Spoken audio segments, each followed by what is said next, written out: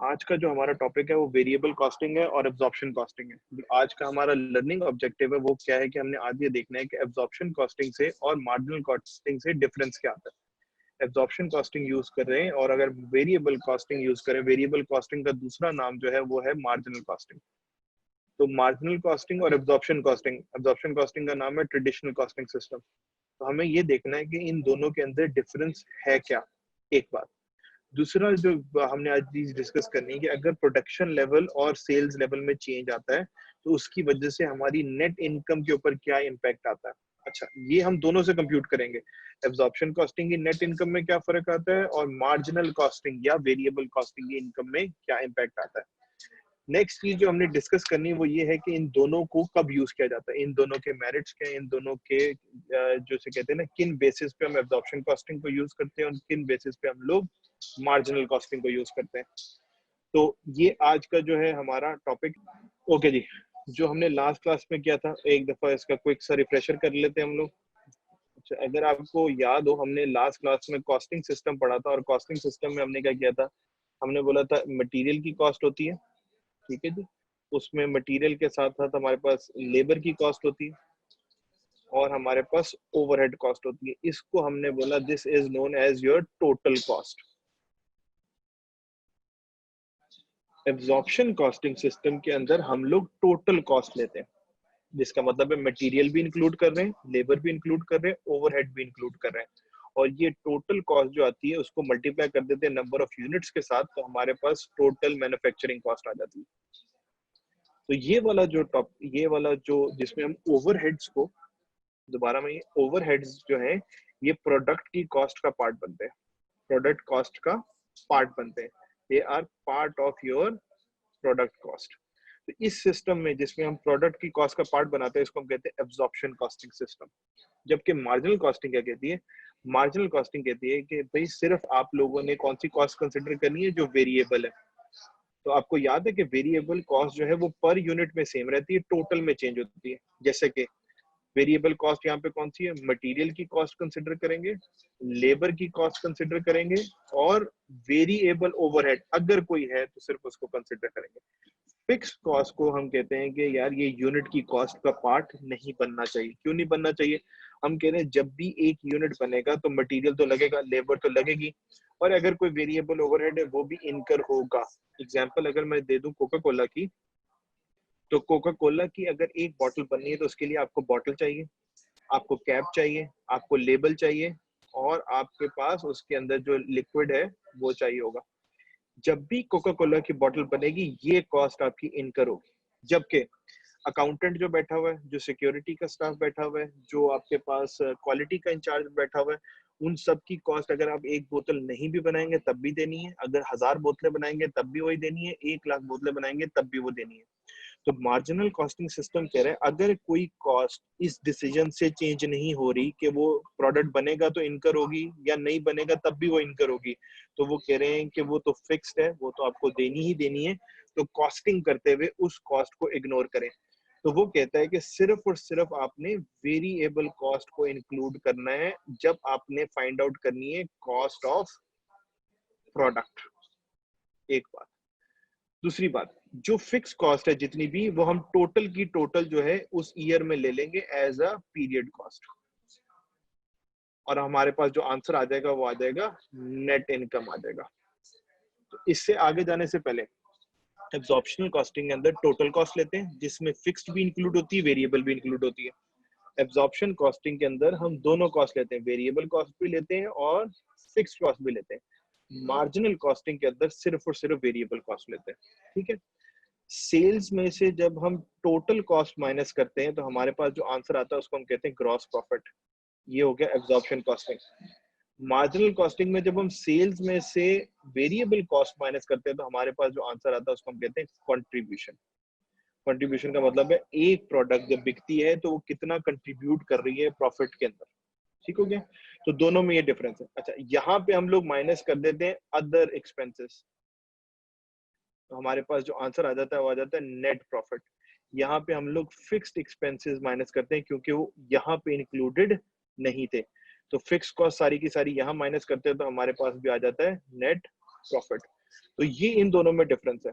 Marginal costing में सिर्फ variable cost consider हो रही है, एब्जॉर्प्शन कॉस्टिंग में टोटल कॉस्ट कंसिडर हो रही है।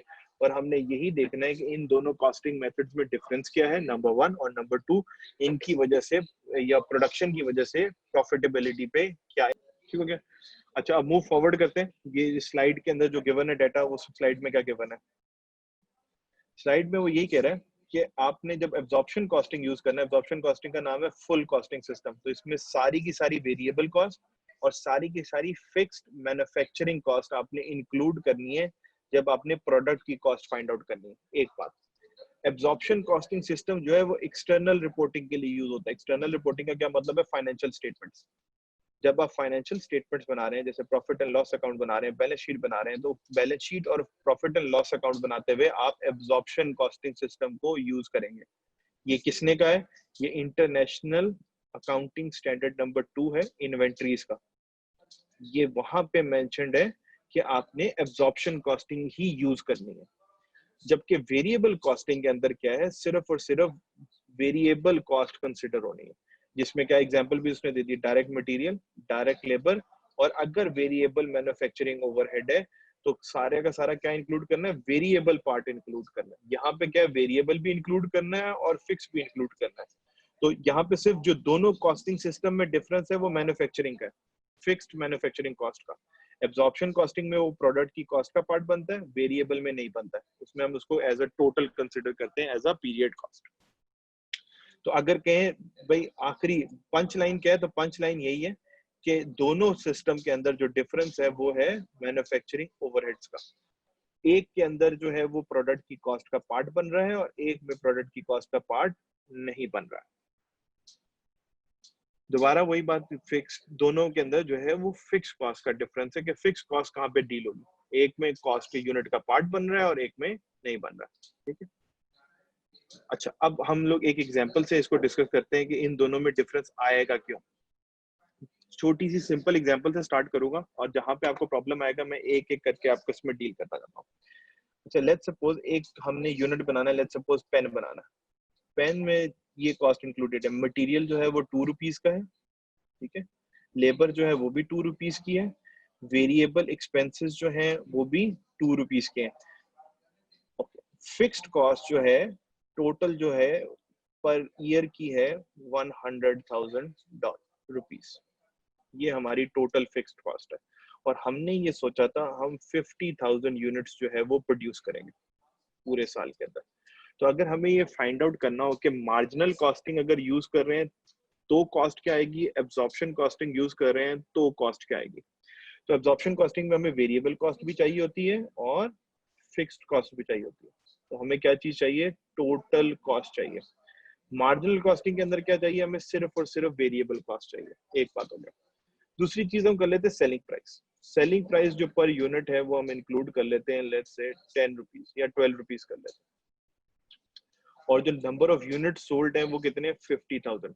ये हमारे यूनिट्स सोल्ड है। तो अब हमें अगर फाइंड आउट करना हो कि वेरिएबल कॉस्ट क्या है, तो वेरिएबल कॉस्ट क्या होती है? हमेशा जो आपको गिवन होगी वो पर यूनिट बेसिस पे गिवन होगी, ठीक है। और जैसे लेट्स सपोज अगर 2 रुपीज का मटेरियल है पर यूनिट, अगर आप 1 यूनिट बनाएंगे तो टोटल कॉस्ट क्या आ जाएगी? 2। अगर आप 10 यूनिट बनाएंगे तो टोटल कॉस्ट क्या आ जाएगी? 20। अगर आप 100 बनाएंगे तो टोटल कॉस्ट क्या आ जाएगी? 2000। पर यूनिट सेम है। जैसे जैसे एक्टिविटी हमारी इंक्रीज होती जा रही है, कॉस्ट भी हमारी इंक्रीज होती जा रही है।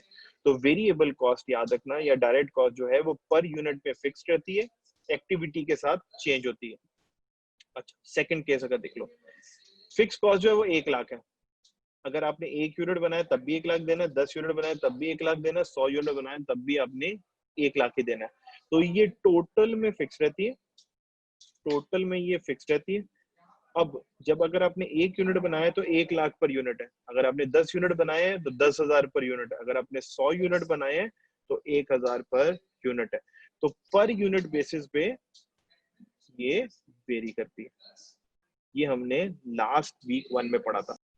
तो मार्जिनल कॉस्टिंग सिस्टम की कॉस्ट क्या आएगी? तो मार्जिनल कॉस्टिंग सिस्टम कह रहा है कि प्रोडक्ट की कॉस्ट में सिर्फ और सिर्फ वेरिएबल कॉस्ट होनी है। तो वेरिएबल कॉस्ट क्या हमारी?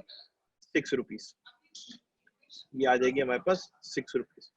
तो यहाँ पे भी क्या आ रही है? 6 रुपीज। वेरिएबल कॉस्ट जो है वो 6 रुपीज है। अब फिक्स कॉस्ट पर यूनिट कैसे आएगी?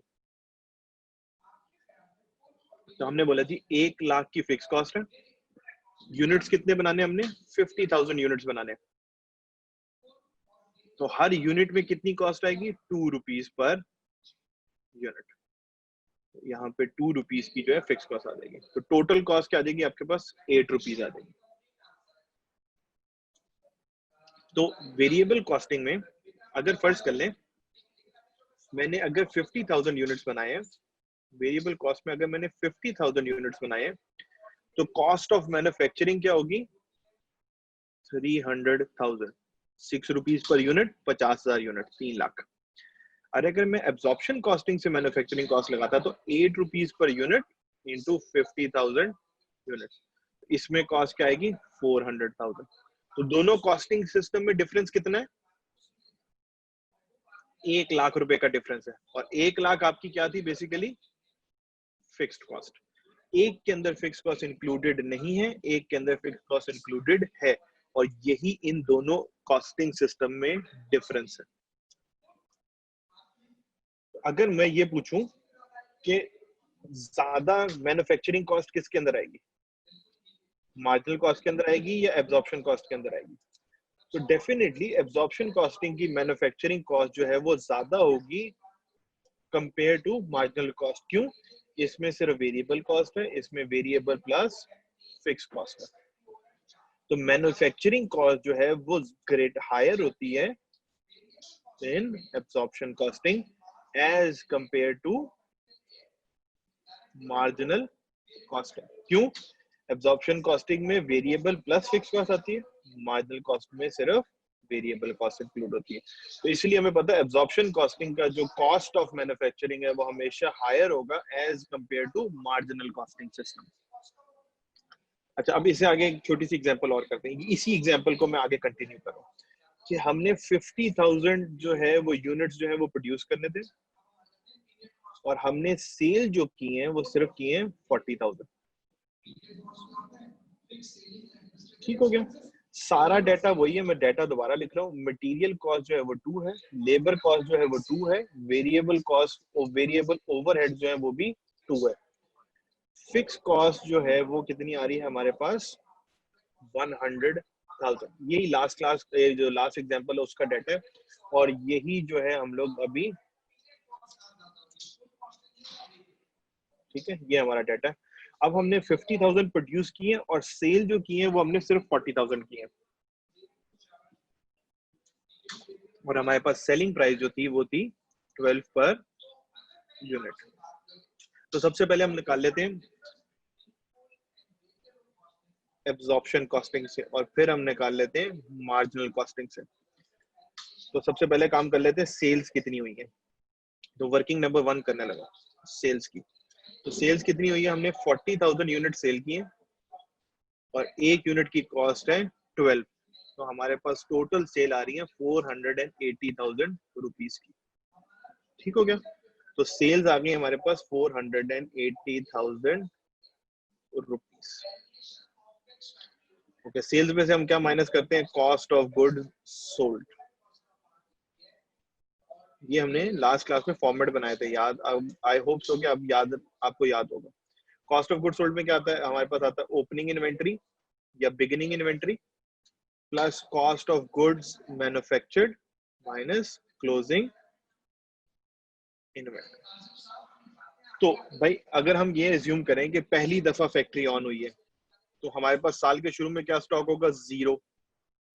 हमने 50,000 प्रोड्यूस किए और 40,000 बेच दिए, तो गोदाम में कितने पड़े होंगे? 10,000 जो है वो गोदाम में पड़े होंगे। तो 10,000 आपकी क्या हो जाएगी? Closing inventory. इसको ऐसे भी अज्यूम कर लो कि कंपनी ने 50,000 यूनिट बनाए और 40,000 बेच दिए। तो अगर आपसे पूछा जाए साल के एंड पे आपके वेयर हाउस में कितने यूनिट्स पड़े हैं, तो वो कितने होंगे? 10,000 यूनिट्स पड़े होंगे। तो अगर मैं इसी को करूं ओपनिंग इन्वेंट्री की, अच्छा पहले अब कॉस्टिंग देख लेते हैं। अभी हम कर क्या है? एब्जॉर्प्शन कॉस्टिंग का टोटल कॉस्ट क्या आ रही थी हमारे पास? 11। ये अभी हम लोग फाइंड आउट करके आए हैं। किधर गई भाई? एब्जॉर्प्शन कॉस्टिंग की आ रही है टोटल 8 और मार्जिनल कॉस्ट की कितनी आ रही है? 6। इसको हम करेक्ट कर लेते हैं। डाटा वही है सारा, ये आ रहा है 8 पर यूनिट और मार्जिनल कॉस्ट का आ रहा था हमारे पास 6 पर यूनिट। ये अभी तक हमने काम किया। सबसे पहले हमने क्या किया, कॉस्ट पर यूनिट निकाली है, मैं इसको हाईलाइट भी कर रहा हूँ। टोटल कॉस्ट जो थी 8 रुपीज थी, मार्जिनल कॉस्ट जो थी वो 6 रुपीज थी। मैंने यही दोनों डाटा यहाँ पे लिख लिया, एब्जॉर्प्शन कॉस्ट 8 पर यूनिट है, मार्जिनल कॉस्ट 6 पर यूनिट है। ये जो डाटा था 6 रुपीज का वो मैंने यहाँ पे कॉपी कर लिया। यहाँ पे मैंने 50,000 यूनिट्स प्रोड्यूस किए थे और 50,000 यूनिट्स ही सेल कर दिए थे। यहाँ पे क्या हुआ, मैंने 50,000 प्रोड्यूस किए और 40,000 मैंने सेल किए। और ये वाला क्वेश्चन हम आगे कंटिन्यू कर रहे हैं। तो हम दोनों करेंगे कि प्रोड्यूस कर रहे हैं सेम आ रहा है, सेल कर रहे हैं सेम आ रहा है, तो वो जो कुछ भी डाटा है वो हम इसी क्वेश्चन को आगे कंटिन्यू कर रहे हैं। तो ये वाला जो है हम पार्ट कर रहे हैं। अच्छा, अब ओपनिंग इन्वेंट्री जो है आपकी 0 है।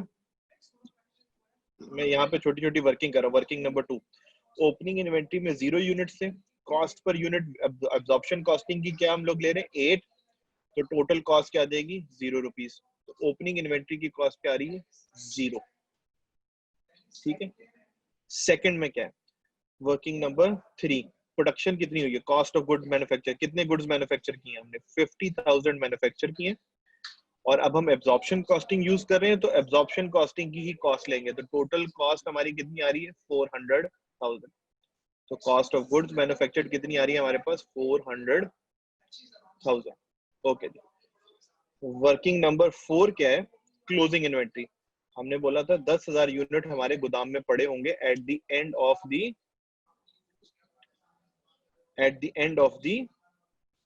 ईयर। तो ये आ जाएगा 80,000। तो क्लोजिंग इन्वेंट्री कितने की आ गई हमारे पास 80,000। Opening inventory plus cost of good manufactured minus closing inventory जो होती है इसको हम कहते हैं कॉस्ट ऑफ गुड्स सोल्ड। तो हमारे पास जो आंसर आ जाएगा वो आ जाएगा ग्रॉस प्रॉफिट। तो ग्रॉस प्रॉफिट आएगा हमारे पास कितना 160,000 डॉलर्स। तो हमने क्या किया, एब्जॉर्प्शन कॉस्टिंग यूज किया। एब्जॉर्प्शन कॉस्टिंग की टोटल कॉस्ट पर यूनिट क्या थी 8, हमने 8 यूज करते हुए कंपनी का प्रॉफिट फाइंड आउट कर लिया 160,000 डॉलर्स। इसको करने का एक शॉर्टकट भी है, मैं इसको रेड से शॉर्टकट कर रहा हूँ। आपने यूनिट कितने बेचे 40,000। 40,000 की कॉस्ट क्या थी, सेलिंग प्राइस क्या आ गई 12 है और टोटल सेल्स आ गई 480,000। अगर मुझे प्रॉफिट निकालना है कि इन 40,000 यूनिट पे प्रॉफिट कितना हुआ है, तो इन 40,000 यूनिट की कॉस्ट आ जाएगी। वो इनकी कॉस्ट क्या है 8, तो ये आ जाएगी 320,000। तो प्रॉफिट आपको कितना हो गया 160,000। डिटेल में जाने का मकसद क्या था, अगर आपको ये फॉर्मेट याद होगा तो 100% आपका आंसर करेक्ट आएगा। जो डिफरेंस हम आपको समझाना चाह रहे हैं कि इन दोनों में सिस्टम क्या है, वो आपको इस फॉर्मेट के थ्रू समझ आएगा। तो आपने 40,000 यूनिट बेचे, 12 का यूनिट बेचा है, 8 का आपको पड़ा था, तो आपको एक यूनिट पे प्रॉफिट कितने का हुआ 4 का।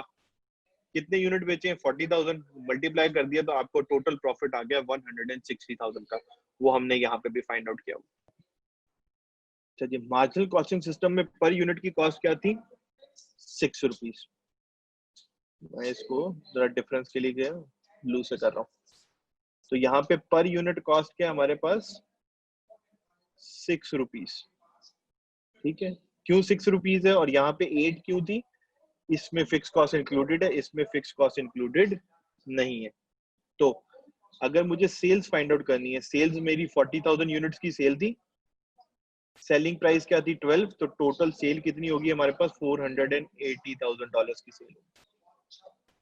इसमें क्या होगा cost of goods sold. Cost of goods sold में वही फॉर्मूला है opening inventory plus cost of goods manufactured minus closing inventory. Formula वही रहने, सिर्फ कॉस्ट चेंज होनी है। तो साल के शुरू में आपके पास कोई इन्वेंट्री नहीं थी, उसकी कॉस्ट क्या है 0। साल के दौरान आपने कितने यूनिट्स बनाए 50,000 यूनिट बनाए और एक की कॉस्ट क्या आप लेंगे आप 6। क्यों, आप वेरिएबल कॉस्टिंग सिस्टम यूज कर रहे हैं, तो इसमें सिर्फ कौन सी कॉस्ट इंक्लूड करेंगे वेरिएबल वाली। इसमें क्या आ रहा है 300,000 की आपके पास आ जाएगी cost of goods manufactured. Closing inventory क्या है, आपने 50,000 बनाए थे, 40,000 आपने बेचे, तो पीछे आपके पास कितने रह गए 10,000 यूनिट रह गए और एक की कॉस्ट क्या है 6। तो 60,000 जो है वो हमारे पास जो है क्लोजिंग स्टॉक आ जाएगा। तो अब हमारे पास जो आंसर आया वो आया $240,000 आया। अच्छा, यहाँ पे निकलता है ग्रॉस प्रॉफिट, यहाँ पे निकलता है contribution margin. Contribution margin difference क्यों है? यहाँ पे टोटल कॉस्ट है, यहाँ पे सिर्फ और सिर्फ वेरिएबल कॉस्ट है। तो कंट्रीब्यूशन मार्जिन हमारे पास कितना आया? $240,000। क्या हुआ? सेल्स में से cost of goods sold minus की, तो हमारे पास क्या आ गया? Contribution margin. इसमें से हम टोटल फिक्स कॉस्ट माइनस कर देते हैं। फिक्स कॉस्ट हमारी कितनी आ रही है? 1 लाख। मैं अभी देख के बता दूं। टोटल फिक्स कॉस्ट जो है हमारी 1 लाख पर ईयर थी, हमें गिवन है क्वेश्चन में। तो हमारे पास जो नेट प्रॉफिट आ रहा है, नेट प्रॉफिट आएगा हमारे पास $140,000। यहाँ पे नेट प्रॉफिट कितना है? $160,000। और अगर मैं मार्जिनल कॉस्टिंग यूज कर रहा हूँ तो मेरा नेट प्रॉफिट कितना आ रहा है? $140,000। हमें ये आइडेंटिफाई करना है भाई, दोनों में 50,000 यूनिट बने, दोनों में 40,000 बिके, दोनों में हमने वेरिएबल कॉस्ट, यहाँ पे जो है जो वेरिएबल और फिक्स कॉस्ट ली थी, यहाँ पे हमने सिर्फ वेरिएबल कॉस्ट ली थी। फिक्स कॉस्ट जो हमने टोटल में यहाँ कंसिडर कर ली है, तो दोनों में डिफरेंस आया क्यों है? ठीक है, समझ आ रही है कि इन दोनों यूनिट्स के अंदर, इन दोनों मेथड्स के अंदर हमारे पास प्रॉफिट डिफरेंट क्यों आए हैं? तो यहाँ पे क्या है, ग्रॉस प्रॉफिट और नेट प्रॉफिट जो है वो सेम रहेगा। क्यों सेम रहेगा? क्योंकि और कोई एक्सपेंस है ही नहीं। यहाँ पे क्या है, पहले कंट्रीब्यूशन मार्जिन निकले, उसमें से मैंने फिक्स कॉस्ट माइनस किया, तो मेरे पास नेट प्रॉफिट आ गया। ठीक है, दोनों केसेस में हम कह रहे हैं इसका नेट प्रॉफिट 1,60,000 है, इस सिस्टम से जो नेट प्रॉफिट आया वो 1,40,000 है। अच्छा, अब डिफरेंस क्यों है? अब मैं डिफरेंस की तरफ चलते हैं, जो मेन काम आज सीखने वाला है। डिफरेंस कितना है? 20,000 का डिफरेंस है। ओके जी, 20,000 का डिफरेंस है। और 20,000 का डिफरेंस कहाँ पे आ रहा है? देखिए, क्लोजिंग इन्वेंट्री में आ रहा है। यहाँ पे क्लोजिंग इन्वेंट्री 80,000 की है, यहाँ पे क्लोजिंग इन्वेंट्री 60,000 की है। तो मैं एब्जॉर्प्शन कॉस्टिंग की क्लोजिंग इन्वेंट्री ले रहा हूँ 80,000, और मार्जिनल कॉस्ट की इन्वेंट्री ले रहा हूँ, वो आ रही है 60,000। ठीक है, ये मैंने यहीं से डाटा पिक कर लिया। ये दोनों की क्या है? Closing inventory. ओके, यहाँ पे इन्वेंट्री जो है 8 पर यूनिट के हिसाब से, यहाँ पे इन्वेंट्री जो है 6 पर यूनिट के हिसाब से, और दोनों के अंदर जो इन्वेंट्री के यूनिट्स है वो कितने? 10,000। दोनों कह रहे हैं जी 10,000 यूनिट क्लोजिंग इन्वेंट्री है, एक की इन्वेंट्री 8 रुपए के हिसाब से, एक की इन्वेंट्री जो है 6 रुपीज के हिसाब से। जिसकी 8 रुपए के हिसाब से, उसमें 6 रुपीज वेरिएबल है और 2 रुपीज जो है वो फिक्स कॉस्ट है। यहाँ पे 6 जो है सारी की सारी वेरिएबल कॉस्ट है। तो अब आपको समझ आ गया होगा कि इन दोनों कॉस्टिंग मेथड्स के अंदर जो इन्वेंट्री की वैल्यू डिफरेंट आ रही है, एक में 80,000, एक में 60,000, वो क्यों आ रही है? एक में 2 रुपीज इंक्लूडेड है और एक में 2 रुपीज इंक्लूडेड नहीं है। अगर 2 रुपीज इंक्लूडेड है, टोटल यूनिट्स कितने थे? 10,000, तो इन दोनों में डिफरेंस कितने का आएगा? 20,000 का डिफरेंस आएगा। तो वो क्या आ गया? ये डिफरेंस क्यों आ रहा है? फिक्स्ड कॉस्ट की वजह से आ रहा है कि एक के अंदर फिक्स कॉस्ट इंक्लूडेड है यूनिट्स के अंदर, एक के अंदर फिक्स कॉस्ट इंक्लूडेड नहीं है। दोनों के क्लोजिंग स्टॉक में डिफरेंस क्यों आ रहा है? इधर भी 10,000 यूनिट्स है, इधर भी 10,000 यूनिट्स है।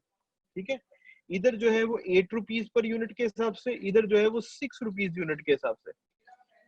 एब्जॉर्प्शन कॉस्टिंग सिस्टम के अंदर variable cost plus fix cost है, मार्जिनल कॉस्टिंग के अंदर सिर्फ और सिर्फ वेरिएबल कॉस्ट है। तो इन दोनों में डिफरेंस क्या आ रहा है? ये 2 रुपीज का आ रहा है कि एक में फिक्स कॉस्ट इंक्लूडेड है और एक में नहीं है। तो 2 रुपीज पर यूनिट का डिफरेंस है। 10,000 यूनिट पे कितना डिफरेंस आएगा? 20,000 का डिफरेंस आएगा। अब बेटे ये मैं फॉर्मेट लिख रहा हूँ, sales minus cost of goods sold. Cost of goods sold का फॉर्मेट होता है opening inventory plus cost of goods manufactured minus closing inventory. Sales minus cost of goods sold, opening inventory, plus cost of goods manufactured minus closing inventory। ये मैं इसके ऊपर लिख रहा हूँ जी, ये मार्जिनल कॉस्टिंग है, और इसके ऊपर लिख रहा हूँ ये एब्जॉर्प्शन कॉस्टिंग है। इसका जो आंसर आया, इसका आंसर आया ग्रॉस प्रॉफिट, इसका जो आंसर आया वो आया कंट्रीब्यूशन। और कंट्रीब्यूशन में से हम फिक्स कॉस्ट माइनस करते हैं तो हमारे पास आ जाता है नेट प्रॉफिट। ग्रॉस प्रॉफिट में से अगर कोई एक्सपेंसेस हैं तो एक्सपेंसेस माइनस करते हैं तो हमारे पास यहाँ पे भी आ जाता है नेट प्रॉफिट। ये दोनों का फॉर्मेट, एक में ग्रॉस प्रॉफिट निकल रहा है, एक में कंट्रीब्यूशन मार्जिन। डिफरेंस क्या है? ये दोनों का डिफरेंस है। एक में जो है वो कंट्रीब्यूशन आ रहा है और एक में जो है डायरेक्ट ग्रॉस प्रॉफिट आ रहा है। अच्छा भाई, अब ये जो सबसे इंपॉर्टेंट स्टेप है, पूरा का पूरा टॉपिक इसी के ऊपर बेस कर रहा है। हमारे पास इस क्वेश्चन में फिक्स कॉस्ट जो थी वो थी 1 लाख। ये 1 लाख की जो फिक्स कॉस्ट है ये इस साल की है, दिस ईयर की कॉस्ट थी। इसका मतलब ये 1 लाख का खर्चा इस साल का खर्चा था। फिर हमने इसको क्या किया, हमने इस 1 लाख में देखा कि यूनिट्स कितने बने हैं। तो हमारे यूनिट्स बने थे 50,000 यूनिट्स बने थे। तो हमने कहा पर यूनिट कॉस्ट कितनी आ गई, 2 रुपीज पर यूनिट। तो क्या हो गया, फिर हमने कहा जी अगर फिक्स कॉस्ट 2 पर यूनिट है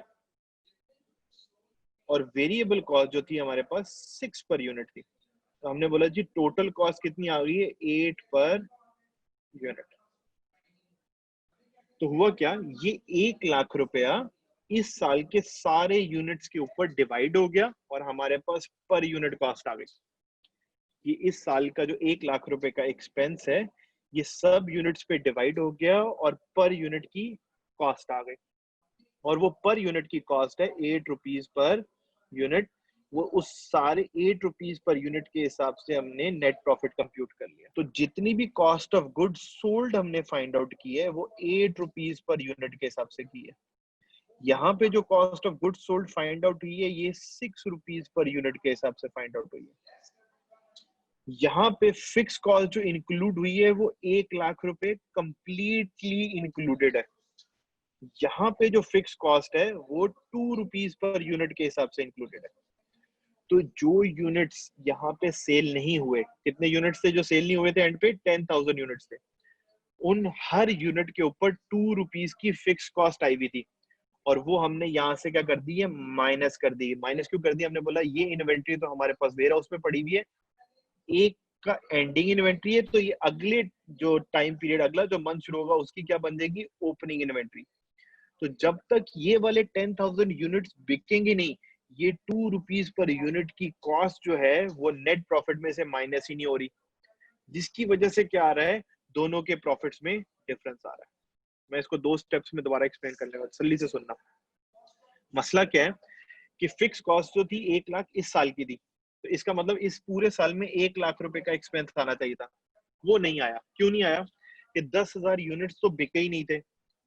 हर यूनिट के अंदर 2 रुपीज की कॉस्ट थी और वो यहाँ क्लोजिंग इन्वेंट्री में से 2 रुपीज पर यूनिट के हिसाब से माइनस होगी। याद है यहाँ की क्लोजिंग इन्वेंट्री क्या थी, 20,000, 10,000 और सॉरी 8 के हिसाब से आनी थी 160,000। 160,000 क्या थी, 6 रुपीज की इसमें वेरिएबल कॉस्ट थी, 2 रुपीज पर यूनिट के हिसाब से इसमें फिक्स कॉस्ट थी। अगर मैं इसको फाइंड आउट कर लूं तो अगर टोटल इन्वेंट्री की कॉस्ट निकालूं तो 60,000 जो है हमारे पास, कितनी थी हमारे पास क्लोजिंग इन्वेंट्री, सॉरी मैं जरा देख लूं, एक की 80 एक की 60, बिल्कुल सही है। तो अगर मैं यहाँ पे लिख लूं कि अगर 10,000 यूनिट्स की मेरी इन्वेंट्री है तो उसमें 6 रुपीज जो है वेरिएबल कॉस्ट है और 2 रुपीज जो है फिक्स कॉस्ट है। तो वेरिएबल कॉस्ट कितनी इंक्लूडेड है, 60,000।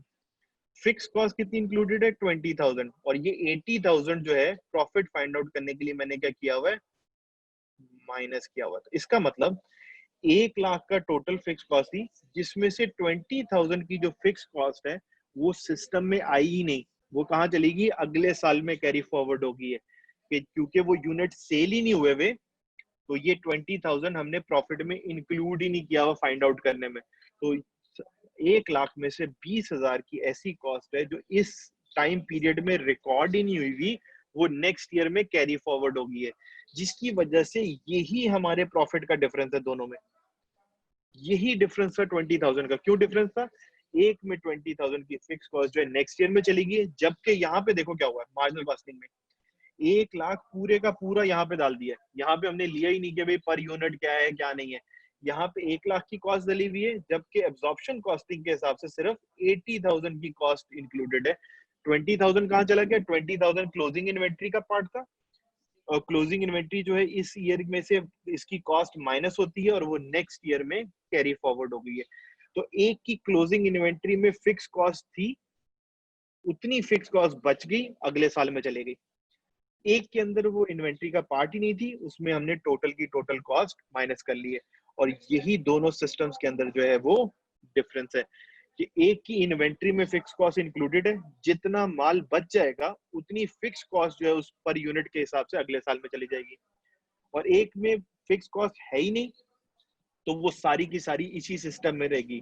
तो दोनों जो अब्जॉर्प्शन कॉस्टिंग है, मार्जिनल कॉस्टिंग है, इन दोनों में डिफरेंस क्या आएगा? हमेशा फिक्स कॉस्ट पर यूनिट का डिफरेंस आएगा, और वो भी किसकी वजह से आएगा? क्लोजिंग इन्वेंट्रीज की वजह से आएगा।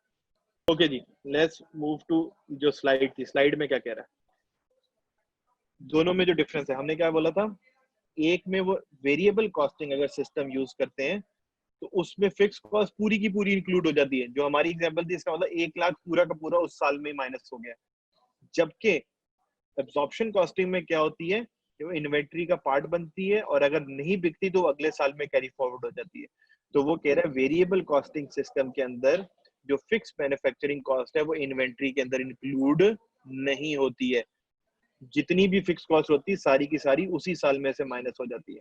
तो यहाँ से 3 कंक्लूजन निकल रहे हैं। तो वो कह रहा है कि नेट इनकम एब्जॉर्प्शन कॉस्टिंग में या और वर्सेस वेरिएबल कॉस्टिंग में किस में ज्यादा होगी? तो कह रहा है एब्जॉर्प्शन कॉस्टिंग में प्रॉफिट ज्यादा होगा तब अगर आपने ज्यादा यूनिट्स प्रोड्यूस किए और कम सेल किए। क्यों आएगा? क्योंकि अगर आपने यूनिट ज्यादा प्रोड्यूस किए और कम सेल किए तो आपके पास उतना बड़ा क्या आ जाएगा? क्लोजिंग स्टॉक आ जाएगा। जितना बड़ा क्लोजिंग स्टॉक होगा उतनी पर यूनिट फिक्स कॉस्ट जो है इसमें ऐड होगी, और वो नेक्स्ट ईयर में ट्रांसफर हो जाएगी। अगर फिक्स कॉस्ट सिस्टम में से निकल के नेक्स्ट ईयर में चली गई तो इस साल की कॉस्ट जो है वो आपकी कम हो जाएगी और इस साल का प्रॉफिट जो है वो आपका ज्यादा हो जाएगा। मैं 3 स्टेप्स में बताने लगा बेटे, दोबारा सुनना। अगर आपने ज्यादा यूनिट्स बनाए कम बेचे तो डिफरेंस क्या आएगा? Closing stock. हर क्लोजिंग स्टॉक के अंदर एब्जॉर्प्शन कॉस्टिंग के अंदर फिक्स कॉस्ट इंक्लूड होगी, जो कि इस साल काउंट नहीं होगी, अगले साल में ट्रांसफर हो जाएगी। इसका मतलब इस साल की कॉस्ट जो है वो कम आएगी। क्यों? क्योंकि फिक्स कॉस्ट का पोर्शन जो है कुछ अगले साल में ट्रांसफर हो गया, तो इस साल का प्रॉफिट जो है वो ज्यादा होगा। तो एब्जॉर्प्शन कॉस्टिंग ज्यादा प्रॉफिट देगी कंपेयर टू मार्जिनल कॉस्टिंग अगर आपकी प्रोडक्शन ज्यादा है और सेल जो है वो आपकी कम हुई है। सेकंड ये क्या है? वो कह रहा है एब्जॉर्प्शन कॉस्टिंग का प्रॉफिट कम होगा अगर आपने कम प्रोड्यूस किए ज्यादा सेल किए। ये कब हो सकता है? अगर आपके पास ओपनिंग इन्वेंट्री पड़ी हो। ओपनिंग इन्वेंट्री अगर पड़ी हुई है, आपने इस साल कम प्रोड्यूस किए और ज्यादा सेल कर दिए, तो इसको इसमें क्या होगा? जो पिछले साल ओपनिंग इन्वेंट्री का मतलब है पिछले साल से जो आए हुए यूनिट है, तो पिछले साल की फिक्स कॉस्ट भी इसमें आ जाएगी। इस साल जो प्रोड्यूस हुए उसकी कॉस्ट भी इसमें आ जाएगी। उसकी वजह से क्या होगा? हमारी टोटल कॉस्ट जो है वो ज्यादा हो जाएगी और प्रॉफिट जो है वो रिड्यूस हो जाएगा। तो फिक्र इसलिए नहीं करनी क्योंकि तीनों हमने एग्जांपल से सॉल्व करने हैं, मसला नहीं है। अभी तो हम समझ रहे हैं कि भाई डिफरेंस क्या आ रहा है। अगर हमने जितना माल प्रोड्यूस किया उतना ही बेच दिया है तो दोनों के अंदर प्रॉफिट जो है वो सेम आएगा, और उसकी रीजन सिर्फ यही है, there is no ending inventory. जिस किसी में भी क्लोजिंग स्टॉक होगा इसका मतलब क्लोजिंग स्टॉक के थ्रू फिक्स कॉस्ट अगले सालों में ट्रांसफर हो गई है। अगर उस साल की कॉस्ट कुछ अगले साल में ट्रांसफर हो गई है तो एक्चुअली क्या हुआ है? उस साल की कॉस्ट कम हो गई और उस साल का प्रॉफिट जो है वो ज्यादा हो जाएगा। ये है रूल ऑफ थंब। दोबारा मैं एक दफा बता दूं, क्लोजिंग स्टॉक का मतलब है यूनिट बच गए। हर यूनिट में एब्जॉर्प्शन कॉस्टिंग में फिक्स कॉस्ट इंक्लूडेड होगी। जितनी फिक्स कॉस्ट होगी वो अगले साल में ट्रांसफर हो जाएगी। इस साल की टोटल कॉस्ट जो है वो रिड्यूस हो जाएगी। क्यों? क्योंकि फिक्स कॉस्ट का पोर्शन जो है वो नेक्स्ट ईयर में ट्रांसफर हो गया। उसकी वजह से इस साल की कॉस्ट कम होगी और इस साल का प्रॉफिट जो है वो ज्यादा हो जाएगा। तो ये है 3 जो पूरी स्लाइड है। अब हमने सिर्फ क्वेश्चंस करने हैं इसको सॉल्व करने के लिए। नहीं जी, क्वेश्चन स्टार्ट करते हैं। ठीक है जी। तो क्वेश्चन में क्या है? हमारे पास कंपनी है, उसका नाम है प्रीमियम प्रोडक्ट्स। वो कंपनी का मैन्युफैक्चर क्या करती है? फिक्सेड। फिक्सेड बेसिकली क्या है? विंडोज को सील करने का एक ग्लू है जो एयर लीकेज होगी वगैरह वगैरह उसके लिए। और ये हमें डाटा जो है उसका गिवन है। सेलिंग प्राइस पर यूनिट कितनी है? 20 पर यूनिट। हमने यूनिट्स कितने प्रोड्यूस किए? 30,000। हमने सेल कितने किए? 20,000। बिगिनिंग इन्वेंट्री उसने बता दिया क्या है? 0 है। मैन्युफैक्चरिंग कॉस्ट वो कह रहे हैं $9 है। $9 में क्या? डायरेक्ट मटेरियल 5 है, डायरेक्ट लेबर जो है वो 3 है, वेरिएबल ओवरहेड जो है वो 1 है। उसके बाद आ गया सेलिंग और एडमिनिस्ट्रेटिव ओवरहेड $2 के हिसाब से है पर यूनिट।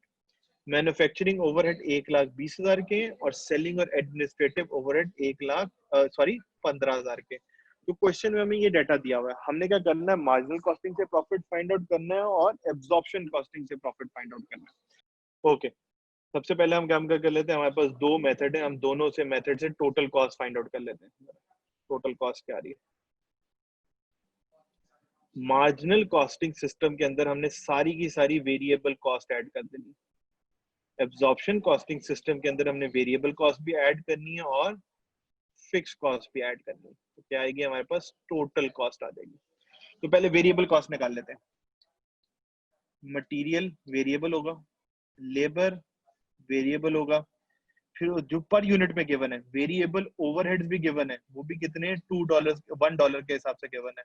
और एक और चीज दी हुई है जो वेरिएबल है, वो क्या है? Selling air admin. ये सारे हमारे पास वेरिएबल है। वेरिएबल कैसे पता चलता है? वो पर यूनिट बेसिस पे गिवन होते हैं। ठीक है, तो मटेरियल कॉस्ट क्या है हमारे पास? $5। डायरेक्ट लेबर कितनी है हमारे पास? $3। वेरिएबल ओवरहेड कितने हैं हमारे पास? $1। और सेलिंग एडमिनिस्ट्रेटिव एक्सपेंस कितना है हमारे पास? $2 का। कई जगहों पे सेलिंग और एडमिनिस्ट्रेटिव ओवरहेड को मैन्युफैक्चरिंग या कॉस्ट ऑफ गुड्स सोल्ड का पार्ट नहीं बनाते, क्योंकि ये वेरिएबल एक्सपेंस हम इसको बना भी सकते हैं। तो अभी हम ये एज्यूम कर रहे हैं कि इसको कॉस्ट ऑफ गुड्स सोल्ड का पार्ट नहीं बनाना है। क्यों नहीं बनाना है? क्योंकि ये मैन्युफैक्चरिंग का डायरेक्ट पार्ट नहीं है, ये इसको बेचने में काम आ रहा है, मैन्युफैक्चरिंग बनाने में काम नहीं आ रहा। इसको हम अलग से डील करेंगे। है ये वेरिएबल, अगर आप चाहें तो इसका पार्ट बना सकते हैं, अगर आप ना चाहें तो इसको आप अलग से माइनस कर सकते हैं। क्यों? क्योंकि कॉस्ट ऑफ गुड्स सोल्ड का मतलब है कि जो सामान आपने बेचा है वो आपको पड़ा कितने का है। तो उसमें पड़ा में दो काम होते हैं, एक आपने बनाया कितने का है, बनाने में कितने पैसे लगे, और एक उसको बेचने में कितने पैसे लगे। तो ये वाला जो पार्ट है ये बेचने वाला है और ये वाला पार्ट जो है वो बनाने वाला है। तो अगर हम ये कहें कि हमारी टोटल वेरिएबल कॉस्ट जो है वो आ रही है वैसे 11 पर यूनिट आ रही है। 11 पर यूनिट में से मैन्युफैक्चरिंग की कितनी है? 9 पर यूनिट है और सेलिंग की कितनी है हमारे पास? 2 पर यूनिट है। तो टोटल इज 11। ओके, अब आ जाते हैं यहाँ पे। यहाँ पे क्या वेरिएबल कॉस्ट, तो अगर फर्ज कर लें हम लोग 11 पर यूनिट ही ले लेते हैं यहाँ पे। अब हमने इसमें ऐड करनी है फिक्स कॉस्ट पर यूनिट। तो फिक्स कॉस्ट क्या हमारी? सिर्फ मैन्युफैक्चरिंग ले रहे हैं, तो मैन्युफैक्चरिंग हमने कितनी की है? 1,20,000 की हमारा मैन्युफैक्चरिंग ओवरहेड है। उसमें हमने यूनिट कितने प्रोड्यूस किए? 30,000 यूनिट्स प्रोड्यूस किए। तो पर यूनिट कितना आ गया? 4 पर यूनिट आ गया। तो ये हमारी आ गई fix cost per unit, that is 4। तो ये हम कहेंगे कि 15 पर यूनिट है, और हम दूसरा क्या कह सकते हैं? इसको कहेंगे 13 पर यूनिट है। क्यों? $2 जो है हमने ये सेलिंग और एडमिनिस्ट्रेटिव इसके अंदर इंक्लूड नहीं किया हुआ, ये एज हम टोटली इंक्लूड करेंगे। तो हमारी टोटल कॉस्ट 15 है, 11 है। अगर इसमें से हम सेलिंग और एडमिनिस्ट्रेटिव एक्सपेंसेस को रिमूव कर दें तो हमारे पास वेरिएबल कॉस्ट 9 पर यूनिट है, फिक्स टोटल कॉस्ट जो है वो 13 पर यूनिट है। मैं दोबारा बता दूं, सेलिंग और एडमिन को क्यों इंक्लूड नहीं कर रहा? ये सारे जो एक्सपेंसेस है 9 के, ये मैन्युफैक्चरिंग के अंदर यूज हो रहे हैं, और ये जो $2 है ये उसकी सेलिंग के अंदर यूज हो रहा है। जब आप कॉस्ट ऑफ गुड्स सोल्ड निकाल रहे होते हैं तो इसमें वो एक्सपेंसेस इंक्लूड होते हैं जो मैन्युफैक्चरिंग के हैं। सही है? तो दोनों में जो डिफरेंस आ रहा है, एक की जो वेरिएबल मार्जिनल कॉस्टिंग आ रही है वो आ रही है 9 पर यूनिट, और एब्जॉर्प्शन कॉस्टिंग आ रही है हमारे पास 13 पर यूनिट। तो दोनों में डिफरेंस क्या है? $4 पर यूनिट का डिफरेंस है। वो आपको पता है क्या है? $4 per unit. This is fixed cost per unit.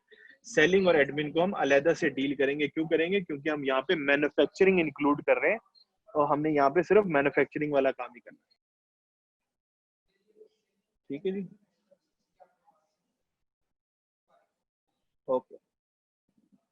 मैं इसको पेज को हाफ से डिवाइड कर रहा हूँ। एक साइड पे मैं एब्जॉर्प्शन कॉस्टिंग यूज करने लगा हूँ, एक साइड पे मैं मार्जिनल कॉस्टिंग यूज करने लगा हूँ। थोड़ा सा और सबसे पहले हम लेते हैं सेल्स। सेल्स में से हम माइनस करते हैं cost of goods sold. Cost of goods sold का फॉर्मूला क्या होता है? Opening inventory plus cost of goods manufactured minus closing inventory. Absorption costing में हम टोटल कॉस्ट लेते हैं, मार्जिनल कॉस्टिंग में सिर्फ हम लोग वेरिएबल कॉस्ट लेते हैं। हमारे पास जो आंसर आ जाएगा यहाँ पे आ जाएगा ग्रॉस प्रॉफिट। ग्रॉस प्रॉफिट में से हम माइनस कर देंगे सेलिंग और एडमिन एक्सपेंसेस। हमारे पास जो आंसर आ जाएगा वो आ जाएगा नेट प्रॉफिट। यहाँ पे क्या होगा? Sales minus cost of goods sold. Cost of goods sold का formula opening inventory plus cost of goods manufactured minus closing inventory.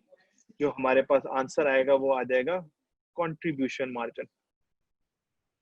Contribution margin के बाद हम माइनस करेंगे इसमें से फिक्स्ड कॉस्ट, तो हमारे पास आ जाएगा नेट प्रॉफिट। ठीक है, एक में हम सारा वेरिएबल कॉस्ट पे ले रहे होंगे, एक में सारा हम लोग टोटल कॉस्ट पे ले रहे होंगे। अभी हम लोग फाइंड आउट करके आए हैं कि एब्जॉर्प्शन कॉस्टिंग क्या है पर यूनिट, हमारे पास 13 पर यूनिट है और मार्जिनल कॉस्ट हमारे पास कितनी है? 9 पर यूनिट है। अभी हम लोग दोनों फाइंड आउट करके आए। सेल्स हमने कितने यूनिट किए थे? 20,000 यूनिट सेल किए थे। ठीक है जी, 20,000 यूनिट जो हमने सेल किए, मैं यहाँ पे साथ साथ छोटी छोटी वर्किंग करता रहा हूँ। सेल्स की वर्किंग क्या है बेटा? ये वर्किंग नंबर 1 है। 20,000 यूनिट सेल किए हैं और एक की कॉस्ट है 20 पर यूनिट। दोनों गिवन है, ये भी गिवन है, ये भी गिवन है। आंसर आ गया कितना? $400,000 की सेल आ गई। ओपनिंग इन्वेंट्री उसने खुद बताया, बिगिनिंग इन्वेंट्री क्या है? 0 यूनिट्स है। अगर 0 यूनिट्स है जो भी कॉस्ट होगी तो इसका आंसर क्या आएगा? 0 ही आएगा। ओपनिंग इन्वेंट्री की वैल्यू क्या आएगी? $0। कॉस्ट ऑफ गुड्स मैन्युफैक्चर्ड, हमने मैन्युफैक्चर कितने किए हैं? 30,000 यूनिट मैन्युफैक्चर किए हैं। अगर 30,000 यूनिट्स मैन्युफैक्चर किए हैं और अगर हम एब्जॉर्प्शन कॉस्टिंग यूज कर रहे हैं तो 13 के हिसाब से कॉस्ट आएगी, तो टोटल कॉस्ट क्या आ जाएगी? $390,000। और आखिर में क्या है? Closing inventory. क्लोजिंग इन्वेंट्री कैसे आएगी? कंपनी ने 30,000 यूनिट बनाए थे, 20,000 बेचे हैं, एंड में कितनी बच गई है? 10,000 बच गए। 13 के हिसाब से 130,000। ये सारी वर्किंग है। सेल्स की वैल्यू निकाल ली, ओपनिंग की वैल्यू निकाल ली, कॉस्ट ऑफ गुड मैन्युफैक्चर्ड की निकाल ली और क्लोजिंग इन्वेंट्री निकाल ली। ओके जी, सेल्स की वैल्यू आ गई हमारे पास 400,000। कहां से आई? वर्किंग नंबर 1 ये। ओपनिंग इन्वेंट्री की वैल्यू क्या है? 0। कहां से आई? Working number 1। Cost of good manufactured कितना आया? $390,000 का। और क्लोजिंग इन्वेंट्री कितने की आ गई? -$130,000। तो हमारे पास जो आंसर आया वो आया, कॉस्ट ऑफ गुड सोल्ड का आया $260,000। 400 में से 260,000 चला गया तो ग्रॉस प्रॉफिट कितने का आ गया? $140,000। ये सारी जो है वर्किंग नंबर 1 में आपके पास अवेलेबल है। ओके, अब सेलिंग एडमिनिस्ट्रेटिव एक्सपेंसेस क्या थे? इसकी मैं बनाने लगा हूँ working number 2। Working number 2 selling expense था हमारे पास 2 पर यूनिट। कितने यूनिट सेल किए हमने? 20,000 यूनिट सेल किए हैं, तो सेलिंग एक्सपेंस कितना आ गया हमारे पास? $40,000। उसने 2 पर यूनिट दिया हुआ था सेलिंग एक्सपेंस। सेल कितने हुए? 20,000, तो टोटल कॉस्ट आ गई हमारे पास 40,000। एक बात, ये क्वेश्चन में डाटा गिवन है, मैं आपको दिखाने के लिए वापस क्वेश्चन की तरफ लेके जा रहा हूँ। ये देखें, सेलिंग एक्सपेंस कितना है? $2 पर यूनिट का। और दूसरा सेलिंग एक्सपेंस कितना है हमारे पास? 15,000 का फिक्स्ड। ठीक है जी, तो वर्किंग नंबर 2 में ये आ गया हमारे पास वेरिएबल सेलिंग एक्सपेंस और हमारे पास फिक्स्ड सेलिंग एक्सपेंस भी है। वो कितना है हमारे पास? 15,000 का। तो टोटल सेलिंग एक्सपेंसेस मेरे पास कितने? 55,000 के। तो सेलिंग एक्सपेंस माइनस कर दी यहाँ पे 55,000, ये आ रहा है हमारे पास वर्किंग नंबर 2। तो नेट प्रॉफिट हमारे पास आ गया है $85,000 का। ओके जी, अब आ जाते हैं वेरिएबल के ऊपर, मार्जिनल कॉस्ट के ऊपर।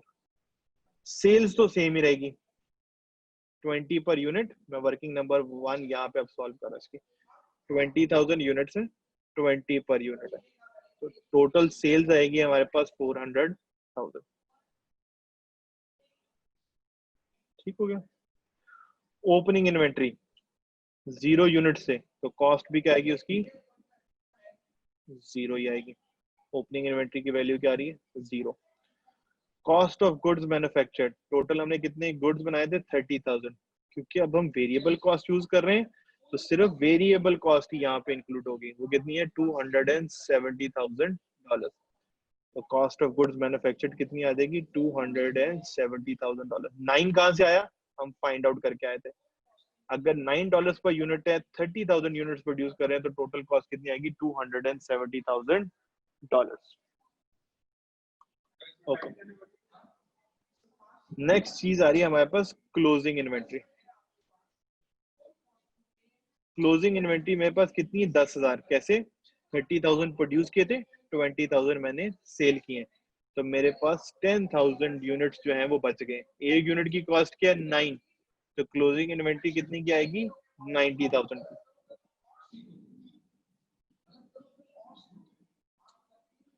तो कॉस्ट ऑफ गुड्स सोल्ड कितने की आ गई मेरे पास $180,000।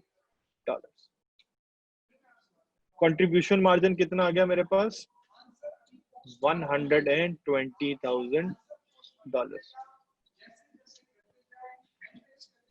$220,000 आएगा।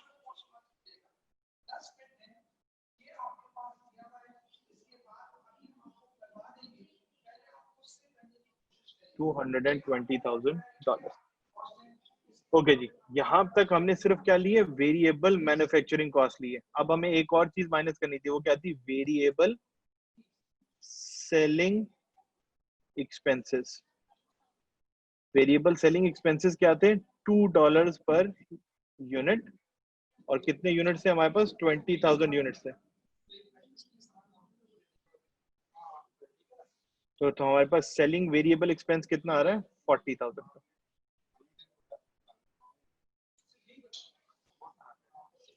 ठीक है, तो हम ये भी कह सकते हैं कि 220 में से 40 जो निकला है, तो हमारा एक्चुअल कंट्रीब्यूशन मार्जिन कितना है 180,000।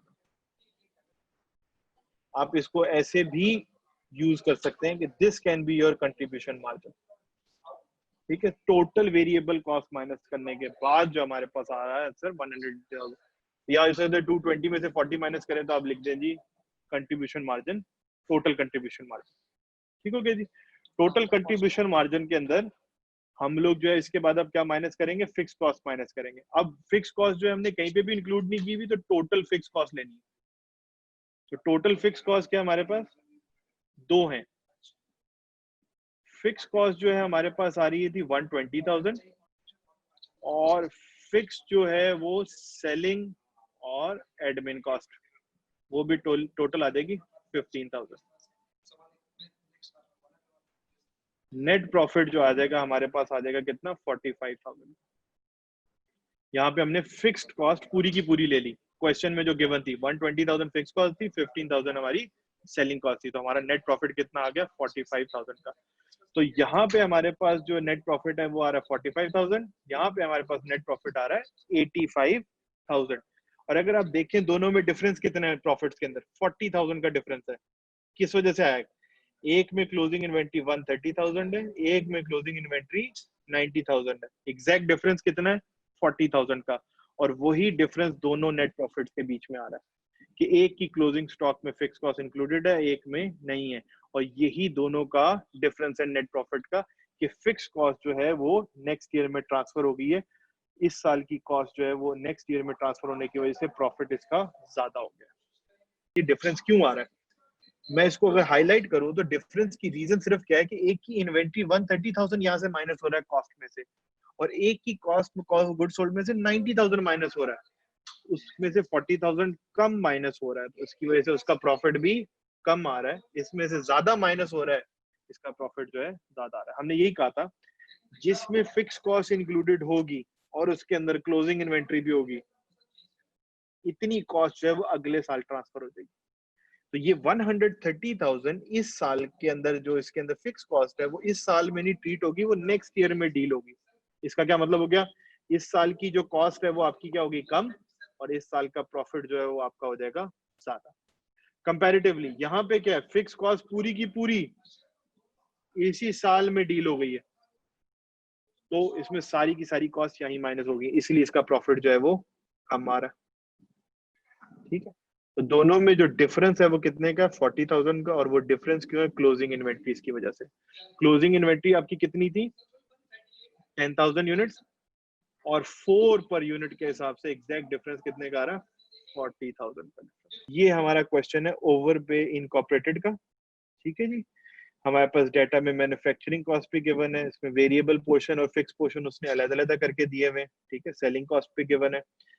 तो सबसे पहले जब हम आएंगे तो हम 2005, 2006, 2007 इन तीनों को हमने डील करना है अलग अलग। तो देखें यहाँ पे क्या है, बिगिनिंग इन्वेंट्री जो है 0 है, 10 प्रोड्यूस हुए, 10 ही सेल हो गए, तो क्लोजिंग इन्वेंट्री क्या होगी, 0। नेक्स्ट में क्या हुआ, यहाँ की एंडिंग जो है वो नेक्स्ट की क्या हो जाएगी, आपके पास ओपनिंग हो जाएगी।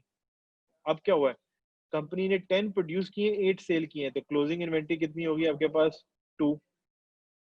यहाँ का एंडिंग जो है वो नेक्स्ट ईयर का क्या हो जाएगा, ओपनिंग हो जाएगा। तो आपने 2 पिछले साल के आगे 10 इस साल प्रोड्यूस किए, 12 सेल कर दिए, तो 0 हो गए। अब तीनों केसेस डील हो रहे हैं कि ओपने जितने प्रोड्यूस किए उतने ही सेल कर दिए। पहला सिनेरियो ये है। दूसरा सिनेरियो में क्या है, आपने प्रोड्यूस ज्यादा किए हैं, सेल आपने कम किए।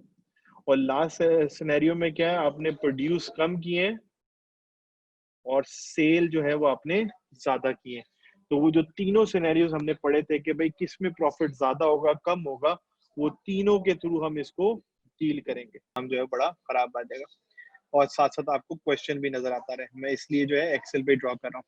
तो हम फॉर्मेट ड्रॉ करने से पहले हम लोग इस पे जरा डॉलर्स के साइन डाल लेते हैं। यहाँ पे हम फॉर्मेट ड्रॉ करते हैं सेल्स, फिर हम इसमें से माइनस करेंगे हम लोग cost of goods sold, cost of goods sold, cost of goods sold में आती है हमारे पास ओपनिंग इन्वेंट्री, फिर आती है हमारे पास cost of goods manufactured, cost of goods manufactured, और फिर आ जाती है हमारे पास क्लोजिंग इन्वेंट्री। ठीक है जी, जो हमारे पास आंसर आएगा वो आ जाएगा ग्रॉस प्रॉफिट, और फिर ग्रॉस प्रॉफिट में से हम माइनस करेंगे fixed expenses, fixed expenses minus करेंगे तो हमारे पास आ जाएगा नेट प्रॉफिट। अच्छा, ये होगा हमारे पास जो सिस्टम हम जो यूज करेंगे, ये हम यूज कर रहे हैं एब्जॉर्प्शन कॉस्टिंग का, एब्जॉर्प्शन कॉस्टिंग। अच्छा जी, एब्जॉर्प्शन कॉस्टिंग के साथ ही हमने करना है मार्जिनल कॉस्टिंग। तो मार्जिनल कॉस्टिंग में हमने क्या कहा था, हम क्या इंक्लूड करेंगे, डाटा तो यही होगा लेकिन उसमें से कुछ चीजें जो है वो चेंज हो जाएंगी। तो मैं इनको आमने सामने इसलिए रख रहा हूँ ताकि आपके पास कंपैरेटिव नंबर आते रहें, आपकी चीजें आपको क्लियर नजर आती रहें कि एक्चुअली हो क्या रहा है। तो सबसे पहले हम मार्जिनल करेंगे, फिर हम पहले एब्जॉर्प्शन करेंगे, फिर हम लोग मार्जिनल कॉस्टिंग करेंगे। तो मार्जिनल कॉस्टिंग के अंदर क्या होगा, हमारे पास ग्रॉस प्रॉफिट नहीं आता, हमारे पास क्या आता है, कंट्रीब्यूशन मार्जिन आता है, कंट्रीब्यूशन मार्जिन आता है। अच्छा, कंट्रीब्यूशन मार्जिन के बाद हम उसमें से फिक्स एक्सपेंसेस माइनस करेंगे तो हमारे पास क्या आ जाएगा, नेट प्रॉफिट आ जाएगा। ठीक है, ये हमारे पास दोनों के फॉर्मेट है। सेल्स में से कॉस्ट ऑफ गुड्स सोल्ड, ये हेडिंग है कॉस्ट ऑफ गुड्स सोल्ड, मैं इसको हाईलाइट कर रहा हूँ। ठीक है, सेल्स में से cost of goods sold minus किया तो हमारे पास कंट्रीब्यूशन मार्जिन आ गया। मार्जिनल कॉस्टिंग के अंदर हम लोग सिर्फ और सिर्फ वेरिएबल कॉस्ट को कंसिडर करेंगे, एब्जॉर्प्शन कॉस्टिंग के अंदर हम टोटल कॉस्ट को कंसीडर करेंगे। सेल्स में से cost of goods sold minus किया तो हमारे पास ग्रॉस प्रॉफिट आ गया, फिक्स एक्सपेंसेस माइनस किए तो हमारे पास नेट प्रॉफिट आ गया। तो बिफोर गोइंग फॉरवर्ड, यहाँ तक ये जो फॉर्मेट है हम मल्टीपल टाइम्स कर चुके हैं और इसी फॉर्मेट पे हमने इसको सॉल्व करना है। तो सबसे पहले हम एब्जॉर्प्शन कॉस्टिंग से टोटल कॉस्ट निकालेंगे, फिर मार्जिनल कॉस्टिंग से टोटल कॉस्ट निकालेंगे, आती क्या है। तो इसको स्टार्ट करने से पहले पहले हम एब्जॉर्प्शन कॉस्टिंग का फॉर्मेट बना लेते हैं। एब्जॉर्प्शन कॉस्ट पर यूनिट क्या है, अब हमने अगर पर यूनिट लेनी है तो हमने कहा था इसमें हम लोग वेरिएबल कॉस्ट भी ऐड करेंगे प्लस इसमें हम ऐड करेंगे फिक्स कॉस्ट पर यूनिट। ठीक है जी। तो सबसे पहले हम देख लेते हैं हमारी वेरिएबल कॉस्ट क्या है। तो वेरिएबल कॉस्ट अगर हम देखें तो हमारे पास क्या आ रही है, हमारे पास सबसे पहले आ रही है variable manufacturing cost. Manufacturing cost हमारे पास कितनी है 240,000 क्वेश्चन में प्रोवाइडेड फॉर है। और दूसरी हमारे पास आनी है इसमें फिक्स्ड कॉस्ट, फिक्स्ड ओवरहेड्स। ये कौन से वाले, सिर्फ मैन्युफैक्चरिंग वाले ले रहे हैं। ठीक है जी। वो कितने आ रहे हैं हमारे पास 60,000। तो हमारे पास अगर पूछा जाए कि टोटल कॉस्ट पर यूनिट क्या है मैन्युफैक्चरिंग की, तो वो आ जाएगी 240,000 प्लस 60,000, 3 लाख रुपए की हमारी है कॉस्ट पर यूनिट। इसी तरह जब हम मार्जिनल कॉस्ट लेंगे तो मार्जिनल कॉस्टिंग में हम सिर्फ क्या कंसिडर करेंगे 240,000। क्यों करेंगे, क्योंकि वही हमारी वेरिएबल कॉस्ट पर यूनिट है। इसके अलावा क्या हमारे पास एक और चीज गिवन है, वो है वेरिएबल सेलिंग कॉस्ट। ठीक है जी। वेरिएबल सेलिंग कॉस्ट को हमने कंसिडर करना है, वो आ रही है 5,000 पर यूनिट। और आखिरी चीज जो हमारे पास है वो है fixed selling administrative overhead. Fixed selling and admin overheads वो हमारे पास आ रहे हैं 80,000। तो ये हमारे पास पूरा डाटा है जिसकी बेसिस पे हमने फाइंड आउट करना है। तो सबसे पहले हम देखते हैं कि हमने सेल कितने की है। तो हमने सेल किए कितने, हमने सेल किए हैं 10 यूनिट्स। इसको थोड़ा सा जूम कर लेते हैं। और 10 यूनिट्स में से एक यूनिट कितने का है, 400,000 का यूनिट है। ठीक है। तो टोटल सेलिंग प्राइस कितनी आ गई है 4 million. Cost of goods sold के ऊपर तो ओपनिंग इन्वेंट्री क्या आती है 0। तो 0 मल्टीप्लाइड बाय कुछ भी करेंगे तो वो 0 ही आएगा। तो 0 मल्टीप्लाइड बाय 3 लाख भी करेंगे तो हमारा आंसर जो है वो क्या आएगा 0 ही आएगा। इसमें कॉमा आ गया, 3 लाख किया तो ये आंसर क्या आ गया 0 आ गया। मैन्युफैक्चर हमने कितने किए थे, 10 यूनिट मैन्युफैक्चर किए थे। टोटल कॉस्ट क्या आ रही है 300,000। तो हमारे पास 3 मिलियन की कॉस्ट ऑफ गुड्स मैन्युफैक्चर्ड आ रही है। टोटल कॉस्ट पर यूनिट क्या है हमारे पास, ये आ रही है, मैंने इसको हाईलाइट भी कर दिया। ठीक है। अच्छा, अब मैंने 10 यूनिट बनाए थे, 10 ही सेल कर दिए हैं। तो एंडिंग इन्वेंट्री कितने की आ रही है 0 मल्टीप्लाइड बाय 300,000। तो ये भी आंसर क्या आ रहा है 0 आ रहा है। तो opening inventory plus cost of good manufactured, और ये यहाँ पे क्या आएगा माइनस क्लोजिंग इन्वेंट्री। तो opening inventory plus cost of good manufactured minus closing inventory. तो आंसर क्या आ गया मेरे पास 3 मिलियन का आंसर आ गया। तो ग्रॉस प्रॉफिट क्या आएगा, 4 मिलियन की सेल है, 3 मिलियन की कॉस्ट है। तो ग्रॉस प्रॉफिट क्या आ गया मेरे पास 1 मिलियन का ग्रॉस प्रॉफिट आ गया। अब हमें इसमें से क्या माइनस करने, अदर एक्सपेंसेस, एडमिनिस्ट्रेटिव, सेलिंग और जो भी कोई एक्सपेंसेस है हमारे पास इधर उधर के, वो सारे हमने यहाँ पे माइनस करने। तो सबसे पहले मैं माइनस कर रहा हूँ वेरिएबल सेलिंग एक्सपेंसेस। तो वेरिएबल सेलिंग एक्सपेंस क्या है हमारे पास, अगर आप देखें तो 5,000 पर यूनिट का वेरिएबल सेलिंग एक्सपेंस है। और हमने कितने यूनिट बेचे, 10 यूनिट बेचे। क्वेश्चन में डाटा में गिवन है second last line, variable selling और एडमिनिस्ट्रेटिव एक्सपेंस 5,000 पर यूनिट है और मैंने 10 यूनिट्स बेचे, तो ये 50,000 का मेरे पास वेरिएबल सेलिंग एक्सपेंस है। दूसरा आ रहा है मेरे पास फिक्स एक्सपेंस। फिक्स भी मेरे पास कौन सा सेलिंग एक्सपेंस है, फिक्स्ड सेलिंग और एडमिन एक्सपेंस। वो कितना हमारे पास गिवन है 80,000 का गिवन है। तो टोटल जो वेरिएबल और फिक्स सेलिंग एक्सपेंसेस है वो कितने के आ रहे हैं मेरे पास 50,000 प्लस 80,000। तो ये मेरे पास आ गए हैं फिक्स्ड। पहले आगे टोटल कॉस्ट माइनस कर दी, ग्रॉस प्रॉफिट आ गया, ग्रॉस प्रॉफिट में से मैंने सेलिंग और एडमिनिस्ट्रेटिव एक्सपेंसेस माइनस कर दिए। तो मेरे पास क्या आ गई है, नेट प्रॉफिट आ गया कितने का 870,000। ठीक है, मैं इसको हाईलाइट भी कर देते हैं और हमें पता भी चल जाए। तो 870,000 का एब्जॉर्प्शन कॉस्टिंग के थ्रू हमारा जो आया है वो आ गया नेट प्रॉफिट। तो अभी तक हमने क्या किया, टोटल कॉस्ट ली। टोटल कॉस्ट जो है वो 3 मिलियन की है, 300,000 की है। और उसमें से हमने क्या किया, उसके बाद फिक्स कॉस्ट माइनस कर दी। तो हमारे पास जो आंसर आ गया वो क्या आ गया, नेट प्रॉफिट का आंसर आ गया। यहाँ से आगे जाने से पहले ये अभी हमने एब्जॉर्प्शन कॉस्टिंग के थ्रू सॉल्व किया। एब्जॉर्प्शन कॉस्टिंग में टोटल कॉस्ट आती है, variable cost plus fixed cost. अब हम चलते हैं, अब हम फाइंड आउट करते हैं अगर मार्जिनल कॉस्टिंग यूज करते तो क्या आता है।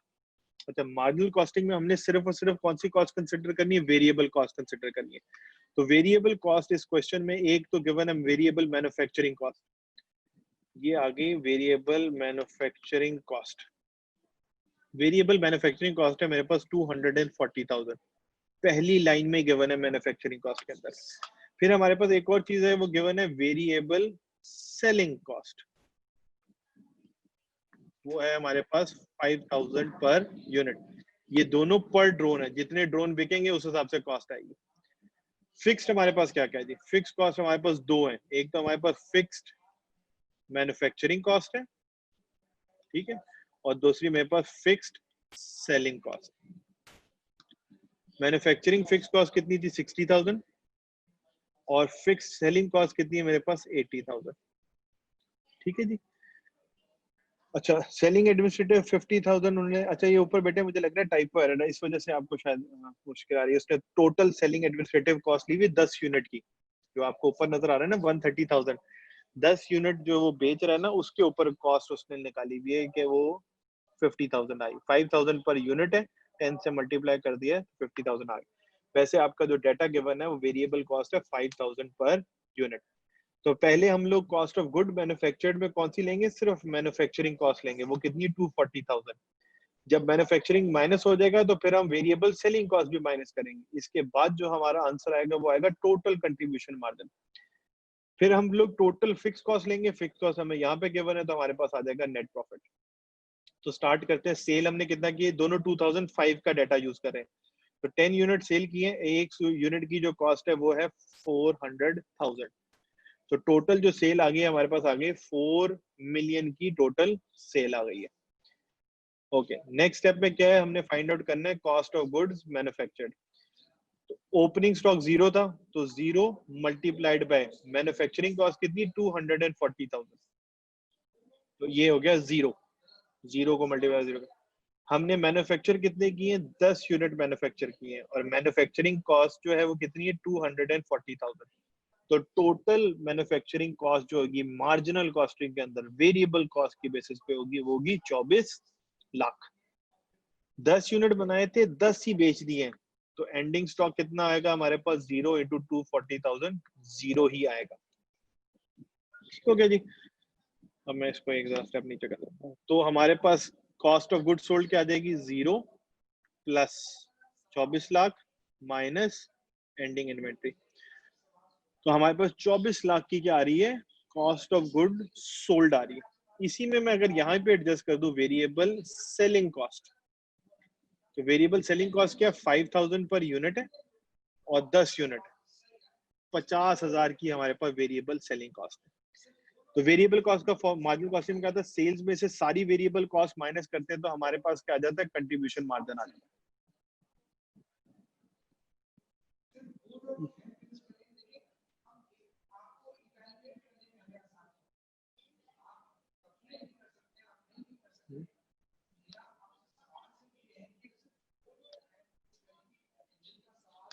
तो ये हमारे पास आ गया कंट्रीब्यूशन मार्जिन। कंट्रीब्यूशन मार्जिन में से फिक्स कॉस्ट माइनस करनी है, तो फिक्स हम दोनों ही माइनस कर लेते हैं।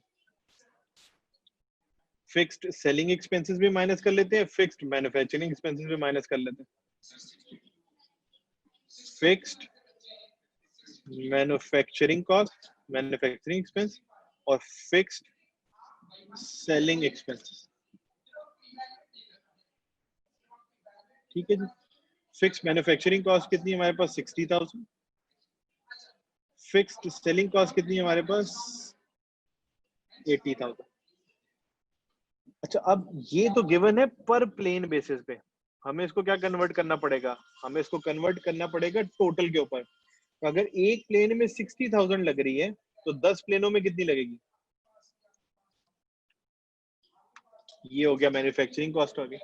सेलिंग एक्सपेंस जो है वो 80,000 है फिक्स, तो टोटल मेरा फिक्स एक्सपेंस कितना आ रहा है? दिस प्लस नेट प्रॉफिट कितना आएगा? 15 माइनस एक्सपेंसेस 870,000।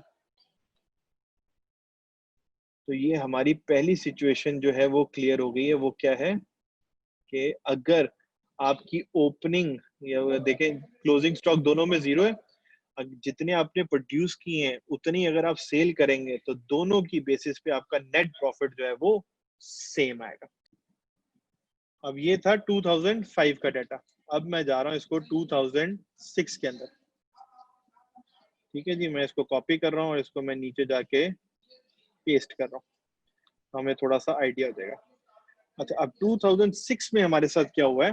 2006 में हमारे पास ओपनिंग इन्वेंट्री तो 0 की थी, जो हमने प्रोडक्शन की है वो 10 यूनिट की है, जो हमने सेल की है वो 8 यूनिट्स की है, और एंडिंग इन्वेंट्री जो है वो 2 की पड़ी हुई है। कैसे पड़ी हुई है?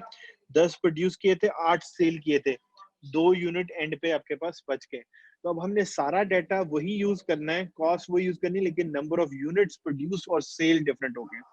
तो सबसे पहले अगर सेल फाइंड आउट करें, तो अगर हमारे पास 8 यूनिट सेल हुए और 1 यूनिट जो है वो 4 लाख का है, तो टोटल सेल कितनी हो जाएगी? 32 लाख की हो जाएगी। ठीक है, अगर 8 यूनिट आपने सेल किए हैं, 400,000 का 1 यूनिट है, तो 32 लाख की सेल हो जाएगी। ओपनिंग स्टॉक इसमें भी 0 है। ओके जी, मैन्युफैक्चर हमने कितने किए? हमने 10 यूनिट ही मैन्युफैक्चर किए हैं। अगर 10 यूनिट मैन्युफैक्चर किए हैं तो एक की कॉस्ट कितनी हमारे पास आ रही है? ये आपको पता है कितनी है? 300,000 की कॉस्ट है। तो टोटल जो मेरे पास कॉस्ट ऑफ गुड मैन्युफैक्चर आ जाएगी वो कितनी आ जाएगी? 30 लाख की आ जाएगी। क्लोजिंग इन्वेंट्री में डिफरेंस आ गया। क्लोजिंग इन्वेंट्री में क्यों डिफरेंस आ गया? मेरे पास 2 यूनिट क्लोजिंग इन्वेंट्री में, 1 यूनिट की कॉस्ट 3 लाख रुपए, तो क्लोजिंग इन्वेंट्री कितने की होगी मेरे पास? 6 लाख की। तो 0 opening inventory plus cost of good manufactured minus closing inventory हुई, तो मेरे पास आ गया 24 लाख की कॉस्ट ऑफ गुड, वो आ गई गुड सोल्ड आ गई।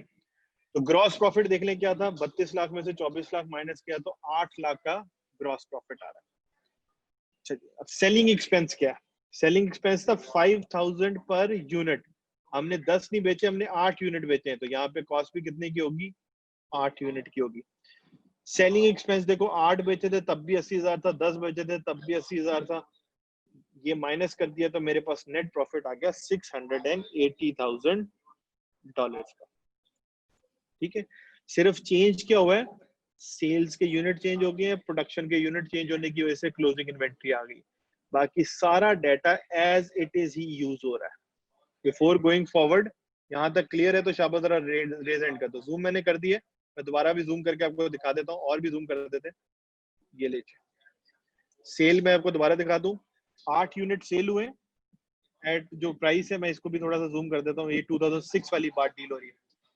8 यूनिट सेल किए, 400,000 का 1 यूनिट है, 32 लाख। ओपनिंग इन्वेंट्री 0 है, 0 ही रहेगी। 10 यूनिट मैन्युफैक्चर किए, एक की टोटल कॉस्ट क्या थी? 3 लाख, मल्टीप्लाई कर दिया 30 लाख होगी। 10 मैन्युफैक्चर किए थे, 8 सेल किए हैं, 2 जो है क्लोजिंग इन्वेंट्री रह गया। टोटल कॉस्ट क्या थी? 300,000। 300,000 इंटू 2 क्या? 6 लाख हो गया। Opening inventory plus cost of good manufactured minus closing inventory 6 lakh, तो 24 लाख आ गया। 32 लाख की सेल थी, 24 लाख की कॉस्ट थी, तो ग्रॉस प्रॉफिट कितना आ गया? 8 लाख का। सेलिंग एक्सपेंस क्या है? जितने यूनिट बेचे हैं, एक यूनिट का 5,000 है, तो 8 यूनिट बेचे हैं, तो टोटल एक्सपेंस कितना आ गया? 40,000। फिक्स सेलिंग एडमिन एक्सपेंस 80,000 है, जब 10 बेचे थे तब भी 80 था, अब 8 बेचे तब भी 80,000 आ रहा है। तो टोटल जो हमारे पास सेलिंग कॉस्ट आ गई वो 120,000 आ गई। कैसे? 80,000 प्लस 40,000। 8 लाख के ग्रॉस प्रॉफिट में से 120,000 का एक्सपेंस माइनस कर दिया, तो मेरे पास नेट प्रॉफिट आ गया 680,000 का। मार्जिनल कॉस्ट में भी क्या है? हमारे पास सेल कितनी है? 8 यूनिट्स की सेल है, तो हमने 10 की बजाय क्या कर दी? 8, तो 32 लाख की सेल है। ओपनिंग इन्वेंट्री 0 थी, तो 0 इंटू 240,000 आ गया। मैन्युफैक्चरिंग हमने कितने की थी? 10 यूनिट की थी, तो अगर 2,40,000 की हमारी वेरिएबल कॉस्ट है, 10 यूनिट हमने प्रोड्यूस किए हैं, तो टोटल मैन्युफैक्चरिंग कॉस्ट जो आ गई वो आ गई 24 लाख। ओके, 10 यूनिट बनाए थे, 8 यूनिट जो है वो सेल हुए, तो पीछे जो क्लोजिंग स्टॉक बच गया वो कितने का रह गया? 2 इंटू 240,000, तो 480,000 का जो है मेरे पास क्लोजिंग इन्वेंट्री आ गई है। Opening inventory plus cost of good manufacturing minus closing inventory आ गया, आंसर आ गया 1920,000। वेरिएबल सेलिंग कॉस्ट क्या, 5,000 पर यूनिट। एक यूनिट बेचते हैं तो 5,000 की सेलिंग कॉस्ट आती है। हमने कितने यूनिट बेचे हैं इसमें, 8 यूनिट बेचे हैं, तो 5,000 इंटू 8 करेंगे तो कितना आ जाएगी वेरिएबल सेलिंग कॉस्ट, 40,000 की आ जाएगी। तो सेल्स में से मैंने variable cost of good sold minus की 19,20,000 की, वेरिएबल सेलिंग कॉस्ट माइनस की 40,000 की, तो मेरे पास कंट्रीब्यूशन मार्जिन आ गया 1240,000 का। ठीक है जी। और अगले वाले पार्ट में हमने क्या करना है, अब सेलिंग कॉस्ट निकाली। तो आपने 10 यूनिट मैन्युफैक्चर किए थे, एक यूनिट की 60,000 कॉस्ट दी, तो 6 लाख का मैन्युफैक्चरिंग एक्सपेंस आ गया। ये फिक्स्ड है, चेंज ही नहीं होगा, चाहे जो मर्जी प्रोड्यूस करो या नहीं करो। सेलिंग एक्सपेंस जो है वो आपका 80,000 फिक्स था, वो अभी भी फिक्स ही 80,000 ही आ रहा है। तो टोटल एक्सपेंस कितना आ गया, 600,000 प्लस 80,000, 680,000, तो 560,000 का हमारे पास नेट प्रॉफिट आया। कंट्रीब्यूशन में से फिक्स कॉस्ट माइनस किए तो हमारे पास नेट प्रॉफिट आ गया। तो अगर यहाँ तक क्लियर है, मार्जिनल कॉस्टिंग में सिर्फ वेरिएबल कॉस्ट कंसीडर की है पहले, तो कंट्रीब्यूशन आ गया, कंट्रीब्यूशन में से फिक्स माइनस किए, हमारे पास नेट प्रॉफिट आ गया। जबकि एब्जॉर्प्शन कॉस्टिंग में हमने क्या किया है, एब्जॉर्प्शन कॉस्टिंग में हमने पहले टोटल कॉस्ट को कंसीडर किया, और टोटल कॉस्ट में से हमने सेलिंग और एडमिन एक्सपेंस माइनस किए, तो हमारे पास नेट प्रॉफिट आ गया। तो अगर मैं कहूँ कि दोनों प्रॉफिट्स का डिफरेंस कितना है, तो आप ये देख सकते हैं 680,000 माइनस 560,000, 1,20,000 का डिफरेंस है दोनों प्रॉफिट्स के अंदर। और यही देख लें, यहाँ पे क्लोजिंग इन्वेंट्री 6 लाख की है एब्जॉर्प्शन कॉस्टिंग के अंदर, मार्जिनल कॉस्टिंग के अंदर कितने की है, 480,000 की, तो डिफरेंस कितना है 120,000 का।